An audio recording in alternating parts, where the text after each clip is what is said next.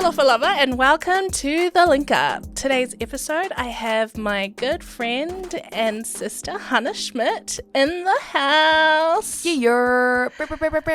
We're actually going to be talking about tall poppy syndrome. Now, if you don't know what tall poppy syndrome is, if you're a gardener or someone who's into agriculture, poppies thrive better when they grow together. So a lot of the time, the farmers or the gardeners, if certain poppies are deciding to grow taller than the other ones, they cut them back down into shape so that they continue to grow with all the other poppies at the same speed, same length, etc., etc.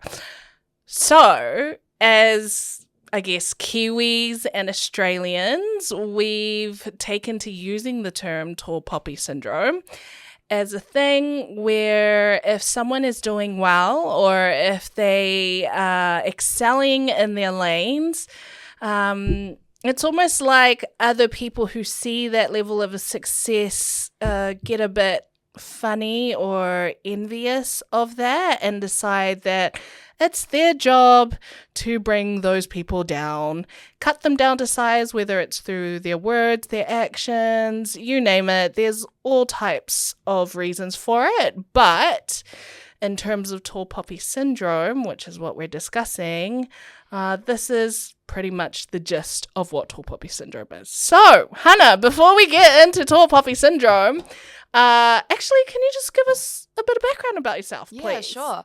First of all, thank you for explaining that analogy because I learned something new today. I didn't know that was the analogy behind tall poppy syndrome, but now that I do, I'm going to tell everyone about it.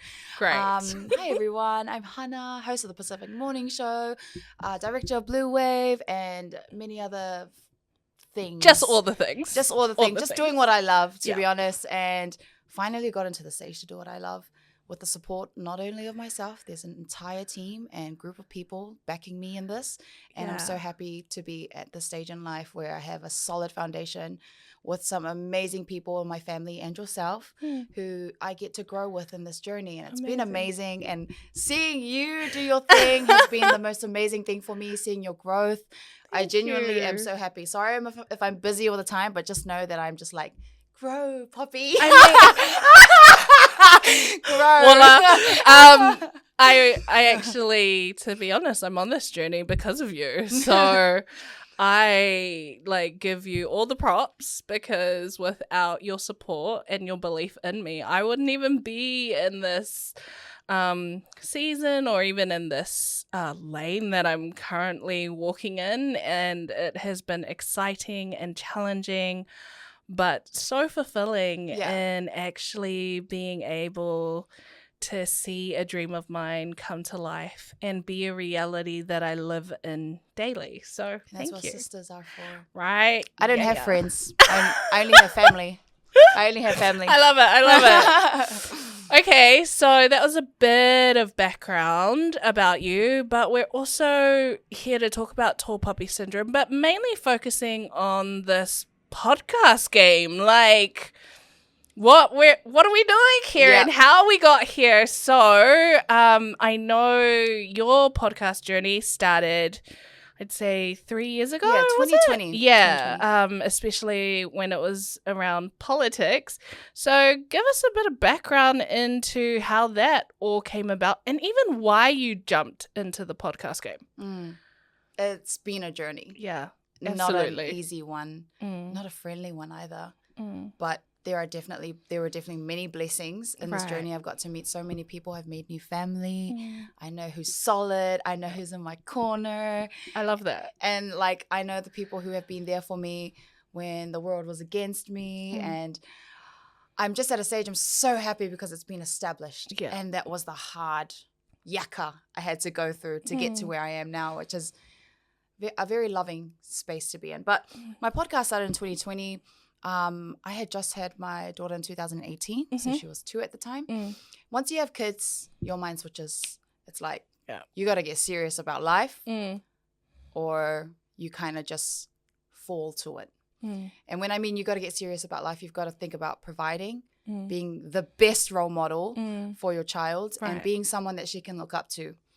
So I was like, damn, that's a whole new journey. So Yeah. I came away from the 9 to 5 mindset. Okay. I started reading books. Mhm. I started listening to podcasts, and some of these podcasts changed my entire life. Wow. The philosophies that were shared, the access to information that people pay $8,000 for. Right. On a decree. Oh, someone fobbing out right there. That people pay $8,000, to study for. Right. Being presented by people who are qualified. Yes. On a podcast. Yeah. And when you get access to that kind of information, you just soak it in. So a lot of, my time when I had my daughter was listening to podcasts, trying to find myself, my place in the world. Where do I fit best? Right. What is my talent? How can I be used to, I don't know, serve other people? Right. And at that time, I was reading a lot of philosophy. I wouldn't say I was aware at that time, but I had a lot of passion and fire to serve in some sort of way. So I joined the National Crew at that time. You're talking about the National Political Party? Political party. Right, yeah. okay. So that This is in Aotearoa. Yes, guys, there is a group of people, and they were kind of like the Pacific arm of the National Party. Right. I have mad respect for their mahi and what they do. It was not a place for me personally where I could fit in and make impact in a way that I felt was positive. Yes. Or could grow. Right. Or expand. Fair. It's like different strokes for different folks. Yeah, so yeah. Wasn't necessarily your steez. Yeah, not my steez, but I do feel that in that space there does need to be good Pasifika representatives. So when these governments come into power, there are good people who can help support Pacific people. Absolutely. And can be the connectors and not gatekeepers. Right. So letting the national people do their thing. Anyways, I was part of a national crew, and I got very empowered at the time. I was young. I was full of fire. I was like, I'm ready to do all these things. I want people to be empowered the same way I was empowered. Right. I want them to listen to this podcast and hear what I heard that changed my life to be positive. And I go to a friend at the time, I want to start a podcast. And he was like, do it. Yeah. And I was like, I like that mindset. I'm going to do it. Right. And then that podcast, I brought on Simon Bridges. I brought on different community members, different politicians. And basically, my main purpose for that podcast, which was called the Hana Schmidt podcast, was to give people access to the wealth of conversations I was having with different people. Right. And when I was at a stage where I was alone and by myself, these podcasts were what kept me going. Right. So I wanted to be like, oh no, these conversations are awesome. If someone heard it, I didn't want them to go change their life dramatically, but I just wanted to be like, hey guys, it's here. It plants a seed. Yes. It's and here. The information is out there. Absolutely. So my mindset at the time was that I was like, nah, I'm going to burn this fire. I'm going to make it happen. So, sorry about that. So I started the podcast. Yeah. It was very small. I did it all on my phone. Wow. Amazing. Exactly. I edited on my phone. I had help with bringing guests on. And I basically just wrote it. I was constantly annoyed because in Samoan culture, when we disagree, we sit around a table and we talk about things properly. Yeah. I was so annoyed at the political divide happening at the time. Right. Where it was like, if you're Islander, if you're Labour. I wanted to bring a different type of talanoa method to political spaces and not having the stigma of representing a certain party. Right. So really the intention behind my first podcast was about bringing people together. Right. Was about presenting, center-right ideological beliefs to the left or to people who would not even look the national way, but presenting in a way that's digestible, that is respectful, and is not focused on tearing each other apart, which is what we see all the time on New Zealand Herald. All of them, they thrive of it because that's how they make their money. Right. So I was kind of be like, no, let's do something different. Let's bring people together. Okay. Let's talk. Yeah. And let's make this happen. Right. And so that was the gist of my first podcast. Okay. And I'm all about connection Yeah. and bringing people together and growth growth through connection. Yeah. So I realized through that first podcast how much effort it takes Right. to run a podcast. Mm. So when people say stupid crap like, oh, well, I can do a podcast, like, do it then. Do it. We're waiting for you to do one. Okay, so is this the petty side of Hana that's coming out right now? Yes. Okay. This is my petty side. Like, I can start a podcast. All you do is chuck on a mic, and then you see them start one, and like the background's ugly, and I was like, bleh. And it's just like, sure. And the talking topics are just cringe. Yeah. I'm not saying stop creating, keep creating. You need to learn to handle feedback as well. If you do enter And the continue space. to refine your craft. Exactly. Yes. But it's not easy. Yeah. From editing, you know how long it took me to upload a video on YouTube on my phone? 4 freaking hours. Wow. And I was sitting there like, no PC, I'm no like- camera.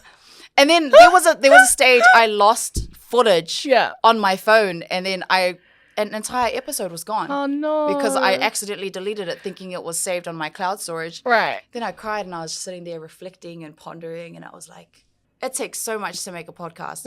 Make a good podcast. Right. Make a podcast where your 100% effort Yeah. is dedicated to the topics, Yeah. is dedicated to the writing, and is dedicated to identifying audiences and figuring out how to best serve them. There's an entire structure behind it. Absolutely. And I think even when you look back at that podcast compared to where you are at now with Pacific Morning Show and even being one of the producers for The Link Up, what, do you look back on those episodes and are there cringy moments, or do you look back and think, I grew from there and it got the message that I wanted to get out at that time, but I've definitely perhaps grown past that season? I loved it. Oh, did you? Yeah. Okay. I actually really loved my first podcast because I always remember things with feelings. Right. And the feeling of creating my first podcast was happiness. Right. Brought back a lot of feelings. Yeah. And the feelings I was feeling when I started that podcast was,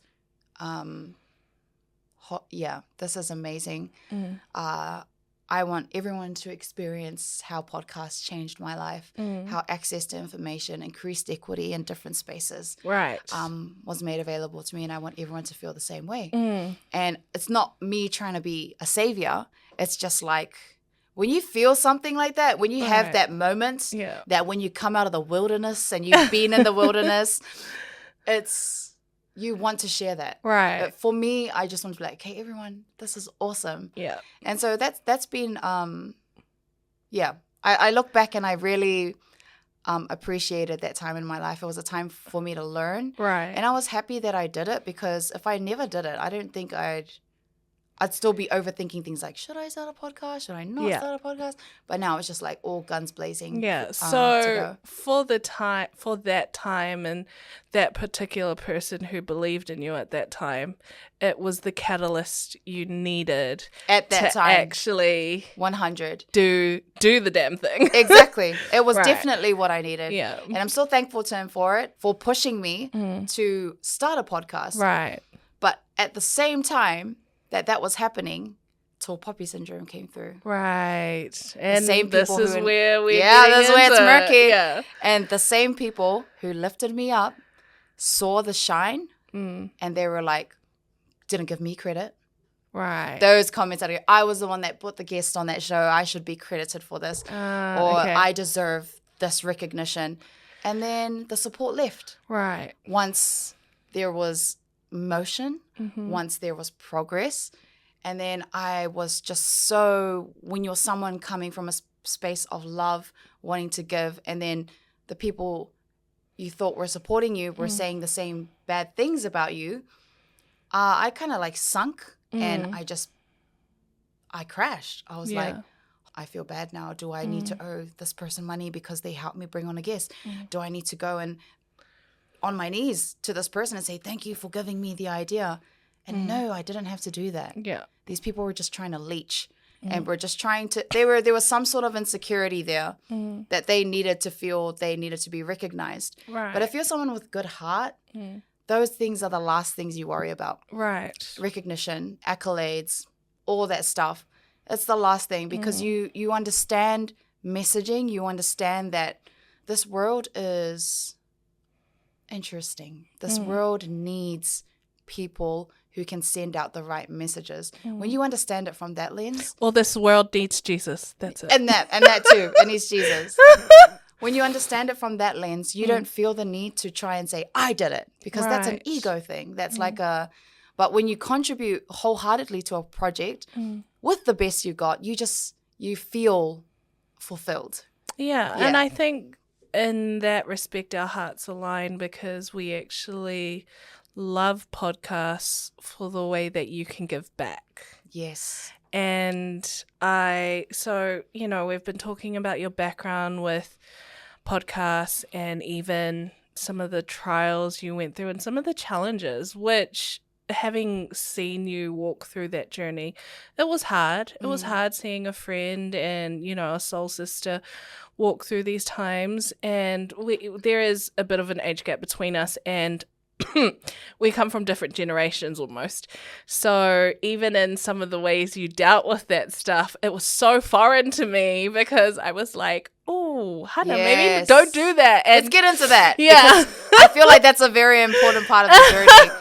So as someone like coming, born and raised in Southside, a heart full of passion, you're coming out with something, you want to protect this. Yeah. And then hearing all of this gossip and rumors happening, coming back to you, and the people you thought you could trust in this journey, not saying nice things about you. That was my first time experiencing it as a person.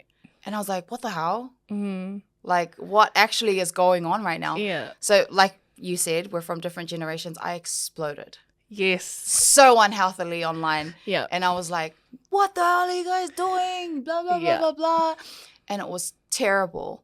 And it was such a lonely time of my life. I felt so alone, because I felt no one had my back. Yeah. And I had the greatest of intentions. But that's where I learned it doesn't matter about your intentions. People will see you as how they see you. Yeah. So I've grown a lot from that. And, being explosive, and just when you hold something so close to your heart, you always feel the need to protect. You become a lioness. Is that lioness? Yes, lioness. A lioness, I guess. Yeah. And you're protecting your cubs. And you, And this was your baby at the time. It was my baby at the time. And now, I have the support of my family, of my uncle, who worked very hard to get all of these gears, to build this office, to get to where we are right now, where we have employees who can do this stuff. Podcasting has become something that I love. And that was the support I needed. Right. And it came from my family. Right. So I am so blessed beyond measures to be attached, to even be introduced back into Blue Wave, and to be in a position where I have the ability to create things that I want to create. And I guess having that support, having that love from our Blue Wave team, love you, Blue Wave. You're the best. Yes, Blue we Wave. love our Blue Wave team. Love you, Blue Wave. I can talk forever about you guys, but having that kind of support and that warmth and that love wrap around you after leaving a space where the tall poppy syndrome really dominated. Even it wasn't only me. Like if there was someone else in that national party space that did well, the talks would start. Right. Be like, blah, blah, blah, blah, blah, so there was a lot of gossip. There was a lot of gossip. Right. And there was another thing I learned, that some people are okay with gossip and some people are not okay with gossip. I'm the latter. I'm not okay with gossip. Yeah. But in some spaces, they're okay with it. Politicking in spaces, and it's their way of trying to climb the ladders, whether it be like social ladders or positions within something, and it's normal. Right. But to me, like I said, born and raised in Southside. When you're born and raised in Southside, you better be careful who you say things to, because that either gets you whacked or someone's coming to your house. We all know where you live, and you don't talk smack like that in Southside. Yeah. So being born and raised in that, and then being put in a space where gossiping was normalized, and I was told when I expressed my hurt, the advice that I was given was, it's normal. Just be better than them. Yeah. Gossiping is normal. But that person was partaking in that gossip, and to kind of deflect that and say, don't worry about it. it'll always happen. It kind of made me feel like I was questioning my own integrity. Right. And when I'm put in my moral beliefs around, I think gossip is toxic as don't do it. Don't freaking do it. Like, you can vent. Yes. To save people. Yes. If you're having a hard day and, you feel like the world is against you, find someone safe. Make sure that conversation is private and just let all your frustrations out. Also understanding that they're taking on some labor as well from you expressing yourself emotionally. But if you're going to go out of your way to people and talk maliciously or say little things that may sabotage something. Maybe you know something about a project they're working on. Maybe you don't like that person. And maybe you're going to say, oh yeah, but I heard she's not really good at that. And plant an idea like that in someone's mind for your own malicious intentions, that's dangerous. It is very dangerous. And that stuff catches up to you. Yeah. Because people will pick up on your reputation as a person. And they will start to see you, oh, this person talks very badly about others. And they're working in these projects that person they were talking about badly. People will pick up and it'll work against you. Yeah. And gossip and, politicking is encouraged in corporate spaces, even in academic spaces. It's kind of like a way many people in those spaces have felt that they needed to operate to climb the ladder. And I don't blame them. Like, what the hell? You worked years on a degree just to climb to the top. Of course you're going to talk smack about other people and try to bring them down. You're paying a student loan that's unbearable in digits. Of course you're going to use that method to climb to the top. But my whole thing is, don't use that method. Like, use love, use care, watch people grow. And that method that I've used and adapted I've seen growth from it. Yeah. And I think it comes down to character. It comes down to your social upbringing, even just your family upbringing. So I think it's more complex than just saying you're someone who gossips or someone who doesn't, because it's very black and white in that sense. Yes. Whereas I think if people realize, like, when you're venting, you're talking to someone else and using them as a soundboard or trying to find resolution to an issue. Now, when you're gossiping or complaining, you're sharing information that potentially isn't even true and can be harmful. And it also isn't uplifting or encouraging for anyone around you. So for me, I really don't partake in that. But a lot of that comes down to the way I was raised as well. My dad worked in the courts before he became a reverend, and he always taught us as kids to always listen to both sides of the story. Yes.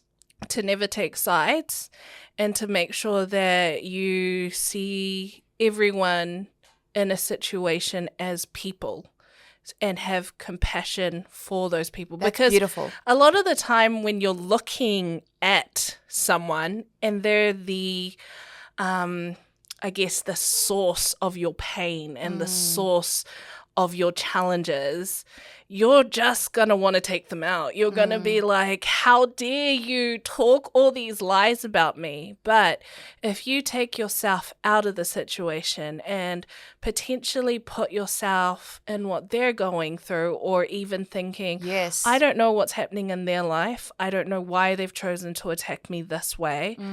But I am going to, especially as a Christian, a lot of the time my thing is I am going to pray and bless these people, because God's will and God's vengeance and God's justice is way better than anything that I could ever do. Yeah. And so I do hear what you're saying, but I do think it's a bit more complex, and there are a lot more grays than just don't do it, or if you do it, you're bad, you know? Yeah. But in saying that, having watched you go through it, it was painful, and I could see it. It really cut you out, cut your legs out underneath you. And I remember that time because all I could think was, my girl's bleeding out and she's bleeding out everywhere and I don't know how to help. Like, that was the thing. It was like, how do you help? So I would get around you and I just tell you, like, these people don't matter. Like, they're not your tribe. Yeah. So you don't have to take on board what they say. And that's why you're my older sister. Because I was a little moipi at that time. And I do admit I handled it in a very toxic manner. Yeah. But that's why I'm so glad to have you on my side, because I was able to learn and grow. And you're speaking truth. Yeah. And I was like, yeah, Shah's actually right. And so it mellowed me down in that thing. And I was like, okay, stop now. Yeah. Every time you messaged, I stopped. Yeah. So I'm just letting you know that. Oh, thanks. I'm just letting you know that, yeah. I think as well, because I am able to have distance. Like, don't get me wrong, we do things like podcasting, which means our work has a public element to it.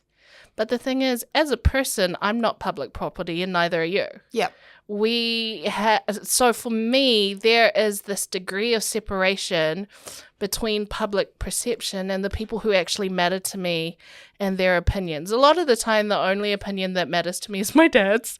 So if my dad says something and it feels slightly challenging or critiquing, like, I crumble.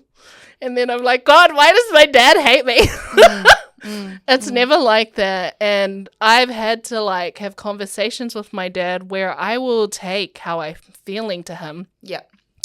And he'll just be like, well, I didn't say that. I didn't say anything of that nature. And there's no way, like, and then I'm reassured and I'm given that affirmation that I really need from my dad, which is funny because my mom, my siblings, all my close friends could say whatever they want, and they could be the most encouraging things. And if my dad doesn't say it, I'm like crumbling on the inside. So in that respect, I'm a real daddy's girl, and I do need my dad's affirmation. It helps me feel like I'm doing the right thing. And so for me, why should anyone else's voice matter if they're not my dad, who I know absolutely loves me, will be there for me through thick and thin, who would give his life for me? Like, I know that to the core of me, deep in my bones.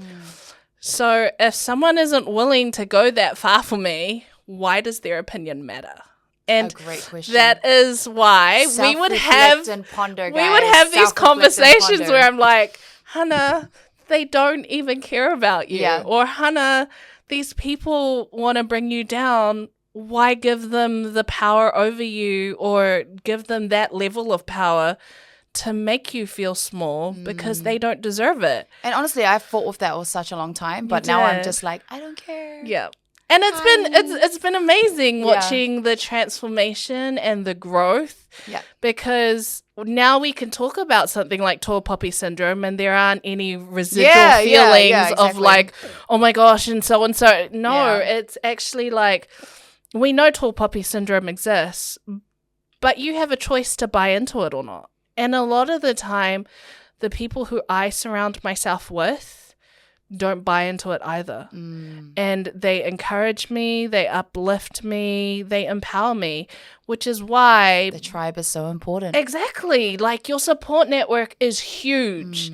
It's the way we're raised in our ethnic cultures, where we do community, we do tribes, we do village lifestyle. And there is a time and space for everyone. There is a position and a role that you hold. And so all of these things can make up who you become. And what it comes down to is who you choose to surround yourself with that can really have that impact in the choices you make. And I know a lot of the times that I thank God every day for the people he's brought into my life, because without them, I wouldn't be here today. I am naturally rather pessimistic. I like to say I'm a realist. But also I can go into really dark spaces. And without people who are the total opposite of me, who bring the light when you seem like you're in a never-ending dark tunnel, like you actually won't be able to grow or move forward if you don't have other people who can lift you up. Yeah. Because sometimes in life, it gets really hard from everyone trying to cut you down. Yeah. And there's only so much we can handle as human beings before it actually overtakes us, no matter how good your intentions are to hold things back. I think also another, I guess, perspective of tall poppy syndrome is when you do something with someone and you want to connect and thrive together and grow together, only it doesn't look like, or it doesn't end up going the way you think it'll go. And then you decide to walk away and you leave. And then you see the progress and you see the accolades that come with what you had been part of, but you weren't there. And then you try to jump back in. And if you don't get access to what you once had, the jealousy comes. And there is a huge difference between envy and jealousy. Jealousy is when you are jealous of something that you once had. Envy is when you want something that someone else has. So a lot of the time people can look at you with envy, but people who were once in your life and now see you thriving, see you growing, and they want equity back into those spaces and you're no longer giving it to them, they become jealous of what they once had and it's no longer there anymore. So that in itself can cause tall poppy syndrome because they want back in. And they're not getting that access anymore. And because the access is now gone, it's like, well, how dare you leave me out? Who do you think you are? Exactly. And so it's not even about being you jealous guys can thrive anymore. without me. Yeah, it's like, it's not about being jealous anymore.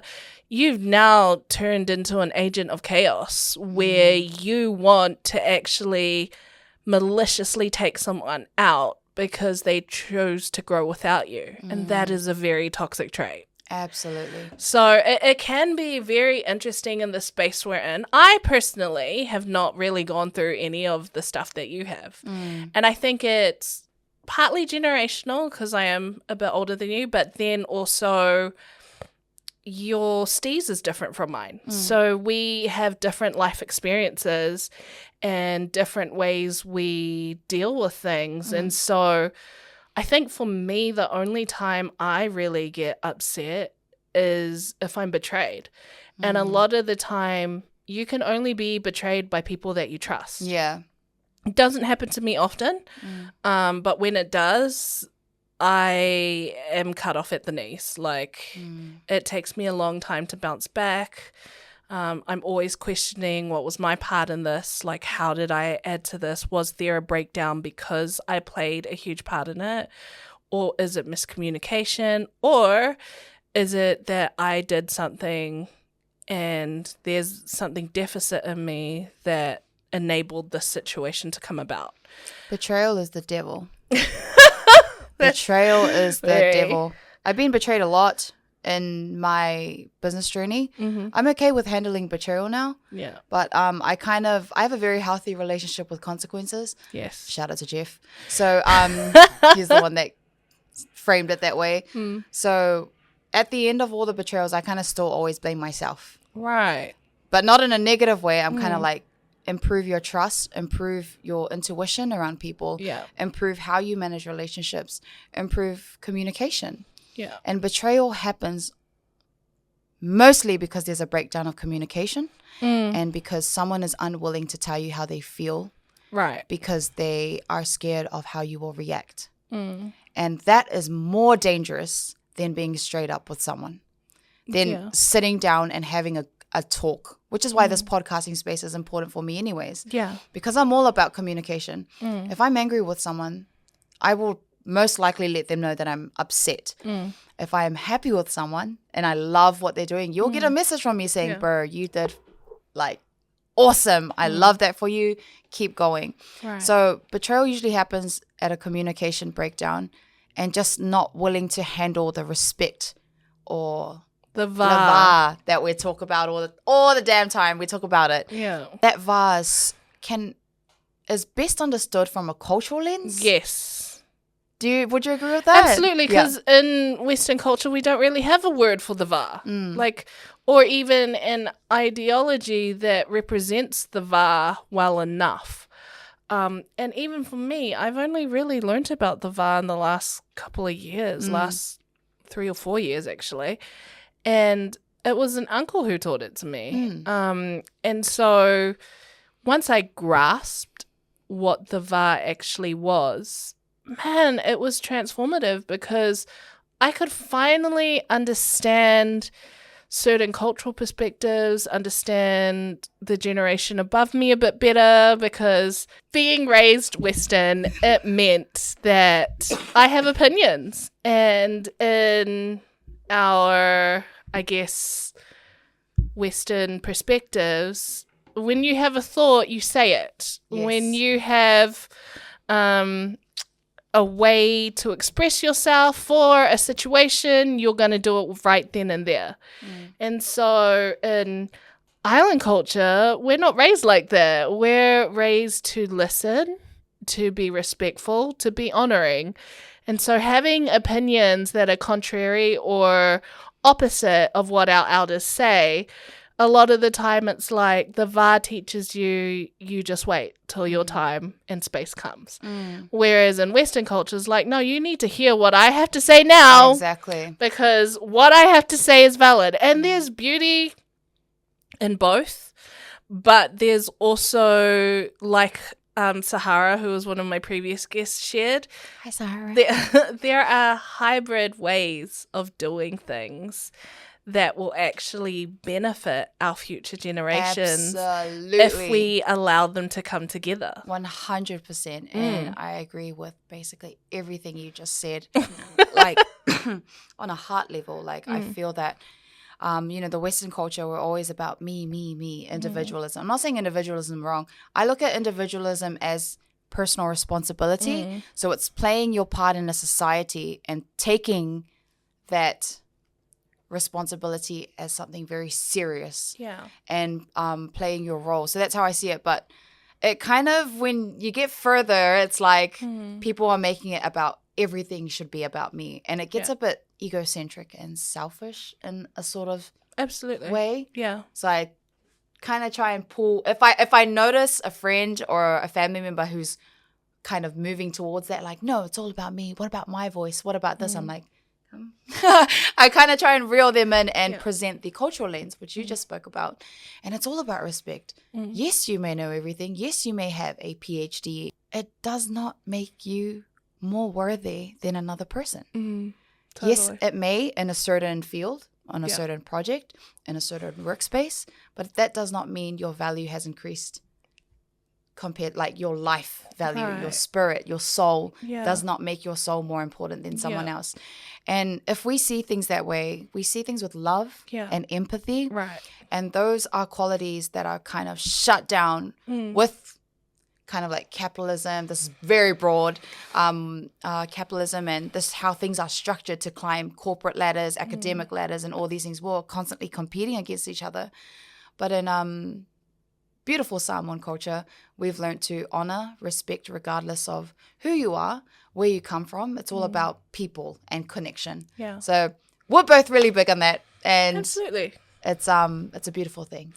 And I think also, I guess we've been focusing on the fact that in our podcasting journeys, or yours in particular, as you're today's guest, we've been talking about tall poppy syndrome, but it is good for people to know that tall poppy syndrome isn't restricted to just podcasting. It's everywhere, across the board, everywhere.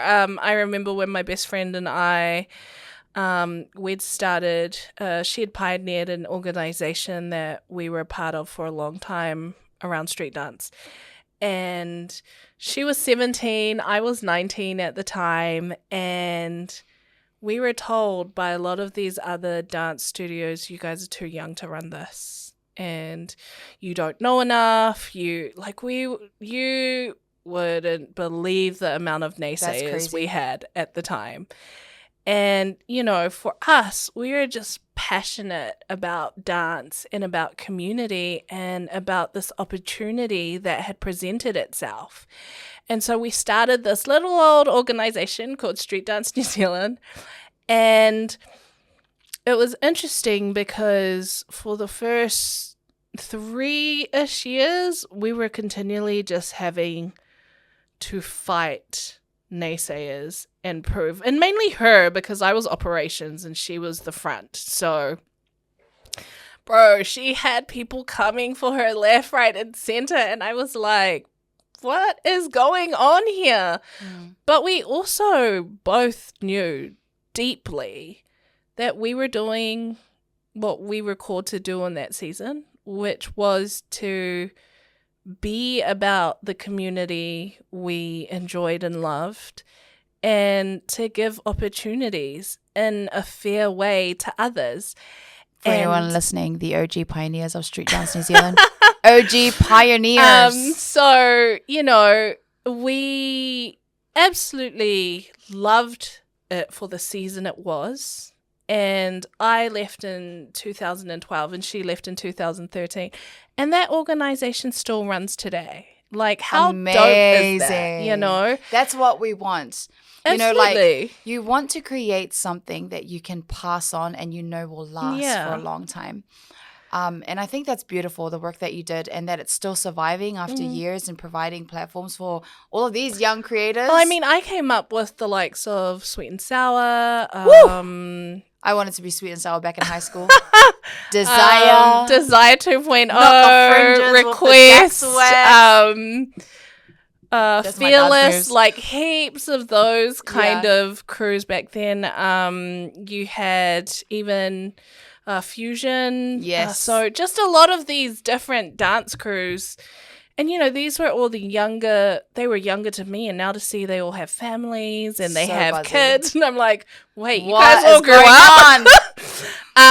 But to also see that street dance is such a huge, it's a huge outlet and creative outlet for a lot of young people nowadays. And just to see a lot of the people I came up with, like 888 Funk, the OG Desire, Prestige. Prestige. O2, I remember that one. like all of those guys. Blaze. They were like my video box on Bebo. Cute. Was Desire in there, and I was like, oh my gosh, I want to be a dancer. So it's so funny because I was very much Blaze, which was West Side, and my best friend is Desire. So her brother was Desire, and I was at so the time it's so funny how I know. I was like 15, 14 when that was happening. Right. Here I was fangirling. Here you were pioneering and building that space. And here we are on a podcast. I know. Crazy, how God right? Works? It's so freaking crazy.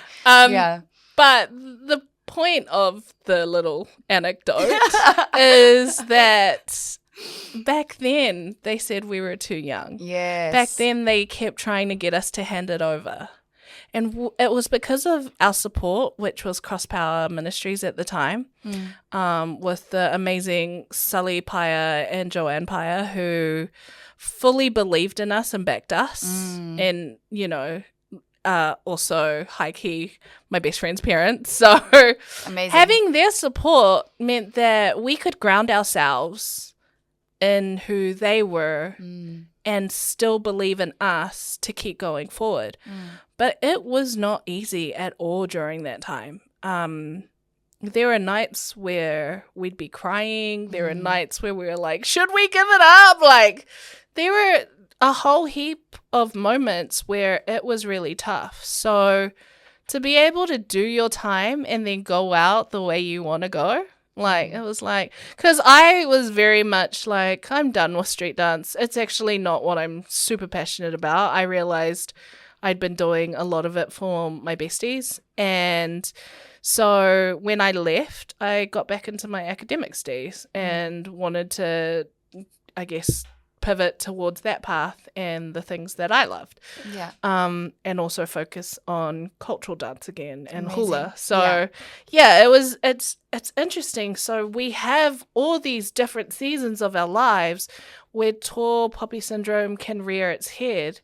But at the end of the day, it's how you ground yourself, and it's all about your belief system and your support networks and your tribe and village. Like, I can't stress it enough. Without trusted people, and without people around you who can lift you up when you want to throw in the towel, it's very hard to journey through life. So you need those people around you, and if you don't have them, building them is very key. Can I sing a song just for what you just said? Okay, sure. Lift me up, hold me down. Wow. Standing in a hopeless dream. You need people to lift you up. Yes, Yep. Absolutely. I love your little tangents there, Hana. Fireworks everywhere. Yeah. But in terms of, I guess, what we're talking about and just tall poppy syndrome, having seen it in both our lives in different ways. Yes. It's very interesting because everyone is unique and everyone deals with things differently.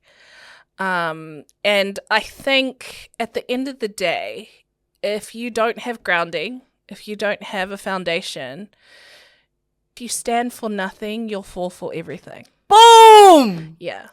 Wow! So I think that's really key when it comes to knowing your foundations. Knowing what you stand for. And knowing who you are.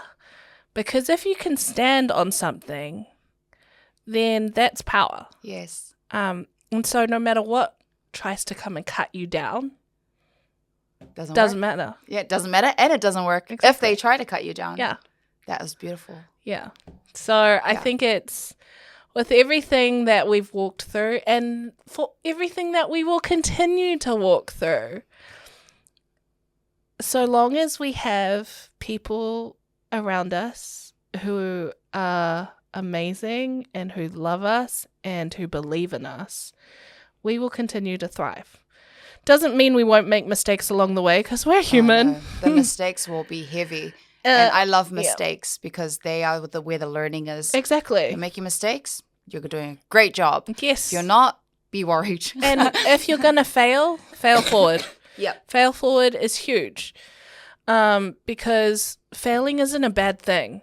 And this negative stigma around failure, a lot of the biggest finds of the last, couple of centuries have been because people have failed multiple times. Yes. Only to get back up because they failed as many times as they did, but they only needed one way to succeed. Absolutely. And that one way that they succeeded was the game changer. I mean, it's how we got electricity. It's how we got certain things like basically all of technology. Yeah, all of technology and even just everything. The Western world that exists today. Yeah, it was made through failure. Exactly. So I think when people have a negative stigma around failure, they miss the beauty of the journey. And that's really important too. Absolutely. Yeah. So I hope everyone listening to this now understands an hour episode of why show me your friends and I'll show you your future matters. Because your friends are very telling of your energy, of what you stand for, the purpose you stand for. And if you know too many people and are close to too many people, it may be a time to kind of step back and reevaluate that circle if you feel like you're constantly being drained of your energy. So choose very carefully who you decide to be friends with, who you decide to vent to, who you decide to, let into your life, the very intricate part of your lives, because your circle of influence is what will set your path for life. Right, exactly. Okay, so that has been a very intense and deep chat. But before we wrap up today, do you have any final thoughts you want to share with our listeners and viewers, Hana? Yes. I am absolutely so proud of you. and all that you are doing. We've talked for the last 3 years about starting a podcast, and you always, were like, unsure. I'm not sure if I should explore this area. Yeah. And just to see you grow, just to see you bring amazing women on the show to tell their stories is inspiring for me. Yay. And it's my dopamine hit too. So just letting you know, you're dealing drugs right now. You're dealing some real ass drugs right now. But I'm proud of does that make me a drug dealer? So I'm honestly so proud of you. Thanks, Please sis. keep doing what you're doing. Thank you. You give me strength, and I need that in my circle of influence, like we just talked about today. But I'm so proud of you, Shah. I am so excited for what the show has to come on, and this is just the start, right? Yep. Just the start. But keep doing you, girl. I love Thank you. I love you so much. Thanks. Boom. Shucks. Well, in terms of final thoughts, that was a lot, Hana. But the topic is tall poppy syndrome. And ultimately, what I want to share with you guys is believe in yourself. Ground yourself. Ground yourself in good stuff, because this world is cruel. It can be very hard, and not everyone wants the best for you. So know that there are people out there who are genuinely good, who would love and care for you, but also know that sometimes you have to weave through the weeds to get to the water. So that's, I guess, my final thoughts. Again, thank you, Hana, so much for this opportunity. Like, I would not be here if it wasn't for you. If it Don't wasn't, say that. No, I wouldn't. Don't say that. I wouldn't, because I I don't like it. you have to own it though. But I don't like it. Why? Because I was not here without my Blue Wave team. So Yes. there are so many people behind this. Absolutely. It's like a weave of loving people. Yes. Yeah. And I mean, but I wouldn't have been introduced to Blue Wave without you. Yeah. So we can't take away that proponent to the story. Yeah. Because without it, we wouldn't be here today. And then obviously our Blue Wave team, who are amazing. I have seen this team create something out of nothing, and a lot of the time there is literally nothing. And they create magic, and they create opportunities, and they actually invest, and their heart is to see Pasifika people grow in their talents creatively in these spaces of media, to actually allow our voices, which are literally the history of our people, to come through. And we don't have enough of those type of organizations in these spaces who don't gatekeep, but who really, really want to give back and who want to allow our people to have a platform so that their voices can be heard. Amen. So yeah, that's pretty much it for our show today. Thank you so much for tuning in. If you guys have any questions, any feedback, or even any topics you want us to discuss, just email us at info@thelinkup.co.nz or DM us via our social media pages on IG or TikTok. Other than that, we'll see you next week. Till fast.